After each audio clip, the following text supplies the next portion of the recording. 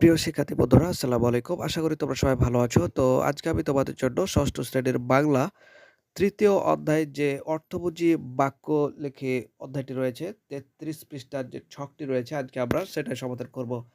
দেখতে পাচ্ছি এখানে পাঠ থেকে অনুসর্গ খুঁজে দেখতে পাচ্ছি আমরা চিঠি, বিলি, ছড়া এবং সুখী মানুষ নাটক থেকে অনুসর্গ শব্দ খুঁজে বের করে তার একটি তালিকা তৈরি করতে বলেছে। তো দেখতে পাচ্ছ চিঠি, বিলি থেকে পাওয়া এবং সুখী মানুষ থেকে পাওয়া ২ টি ছক রাখা হয়েছে এবং এটা অনুসর্গগুলো খুঁজে বের করতে হবে। তো চলো যাই আমরা এটার সমাধানটা করি। তো দেখতে পাচ্ছি অতি সুন্দর করে তোমাদের জন্য সবগুলো অনুসর্গ লিখে দেওয়া হয়েছে। জাস্ট তোমাদের কাজ হচ্ছে তোমরা সুন্দর করে লিখে নিবে।